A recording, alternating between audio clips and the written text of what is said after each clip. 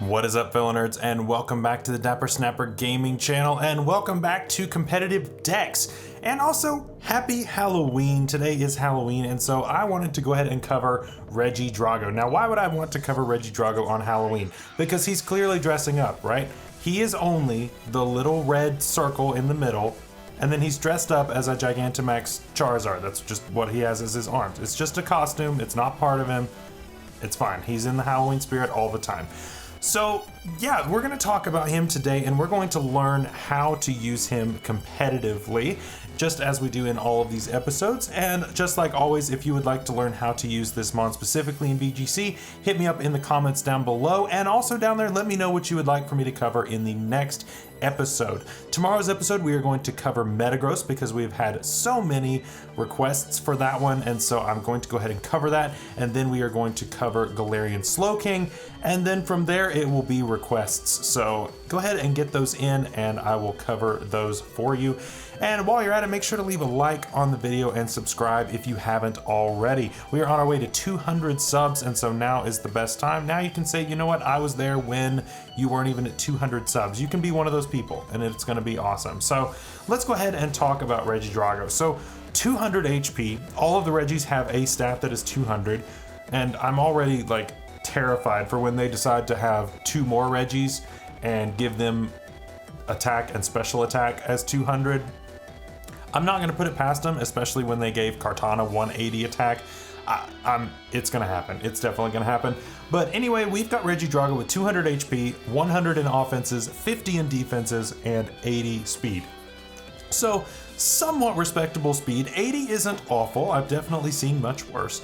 And 200 HP definitely helps out that really low defense. And I've definitely seen lower offensives than 100. So it's got some stuff going on for it. It's not exceptional, but it's not bad either.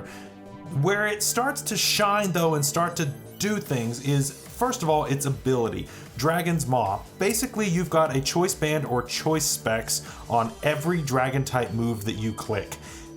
That's kind of nuts, because then you also, if you wanted to run specs on it, you could. I would recommend, if you're running specs on it, to run it with some kind of sticky web because it's a little slow. But yeah, you could definitely run it that way, and it's basically holding two choice specs. It's kind of like guerrilla tactics. It's why Galarian Darmanitan got banned. So this thing, though, we're going to talk about a choice scarf variant first, because I think that this is your most viable set out there. But there's some other options for you that I think are worth exploring. So first of all, we've got this, and as you can see, we have 3 dragon type moves on this. So you might be thinking to yourself, Dapper, why do you have a set with 3 of the same type move on the Pokemon? Well, if you'd watched yesterday's episode with Regilecki, I did the exact same thing, and the reason is because this is basically all it knows. It has Dragon Energy and then a bunch of other dragon moves, and then that's about it. It gets Fire Fang, Hammer Arm, Crunch, Body Slam, Explosion. That's about it. That's all it gets. It's really not great when it comes to coverage. But Dragon Energy is basically Dragon type Water Spout. It hits both opponents if you are in VGC, which is something to think about for that. And it hits 150 base power if you're at full HP. Now, one advantage of having base 200 HP is that you're going to take a little bit less damage from a lot of hits. So if you take a weaker hit, you're going to take a little bit less than what you would if you had a lower HP stat. And so this is going to keep you a little bit healthier and have your Dragon Energy doing just a little bit more. It is based on the percentage of HP and not the actual number of HP, because otherwise this thing would always have a super busted Dragon Energy.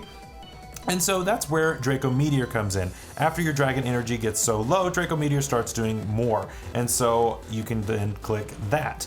And then we have Dragon Pulse as the final Dragon type move, because if you need to sweep and everything has already been chunked a little bit and you need a late game sweeper, that's where this comes in. You don't have to worry about the drops, and maybe your HP is low, or you know you're gonna have to take a hit somewhere down the line. You can't OHKO everything, even with Dragon Energy, and so it's just smarter to click Dragon Pulse. Then that's there for you, and so that gives you a little bit of a more sustainable option. We've got Ancient Power, that's kind of filler. You probably are never going to click that. You also could just put Explosion there if you wanted to just, you know, blow yourself up. But you know, you're basically never going to click Ancient Power. It's a way to get chip on fairies if a fairy type is going to come in. So obviously the bane of this thing's existence is fairies, and that's kind of what holds it back, because fairy typing is so strong and so common. So, you know, it is what it is, but if you have teammates that can get rid of fairies, then this thing can put in quite a bit of work. So you're going to want a poison type or a steel type or something that can deal with those pesky fairies. Obviously Naganadel just got banned, and so did Genesect. So there went a steel type and a poison type. So we're gonna have to go with some different options, but if you bring those, that's definitely going to help this thing out. Next, we're going to look at Dragon Dance. It does get Dragon Dance, which is a great move for this thing to get. It can boost up its speed, which is lacking, and boost up its attack, which is also a little bit lacking. And so you can start hitting surprisingly hard with this set. We've got Dragon Claw on this. You could just as easily run Outrage if you wanted to. I like the ability to be able to switch moves between turns, depending on if I take a KO or if I think something's going to switch in. I don't want to end up just hitting into a fairy or hitting into a resistance and not being able to do anything about it. We've got Fire Fang that helps you to cover steals, and then we've got Hammer Arm just for coverage, helps you to cover any like normal types or anything like that. Basically, you're pretty much always going to click your Dragon type move. Pretty much 9 times out of 10 you're going to click your Dragon type move, but that's just there for steel types and for just hitting other things in general. Obviously Hammer Arm isn't great because it does lower your speed stat, so that's not great. Also, I don't know how he uses Hammer Arm because he really doesn't have arms like at all. Again, I said that that mouth of the GMX Charizard is just a costume. It's not actually part of his body. And so he doesn't actually have arms, or maybe they're really tiny arms under there. I'm not really sure. But yeah, it doesn't make sense that he gets Hammer Arm and not other things, but you know, it's fine. It also gets Crunch if you want that for any kind of ghosts. But again, you're just pretty much gonna always click your Dragon type move. Next is Sub Dragon Dance, and so you can run Sub Dragon Dance and Outrage on this. Again, you could run Dragon Claw on this, giving you the ability to sub when you need it. A lot of times with sets like this, you're going to set up a sub on something else switching out, expecting you to be Scarfed. That gives you a Dragon Dance or 2 for free, depending on how much they can do to the sub. And then you just start firing off Outrages. +2 Outrage is going to OHKO or 2-hit KO almost everything in the game. Like, there's not much that takes a +2 Outrage from this thing. It begins to get extremely ridiculous. And then we've got Hammer Arm in this. Obviously you could run Fire Fang just as easily, but we just chose that on this, and you can always switch that. And lastly, we've got Resto Chesto, which I think is kind of an interesting set, and it just takes advantage of the massive HP stat on this thing. We're running 248 because we can't run the max because obviously Stealth Rocks are a thing.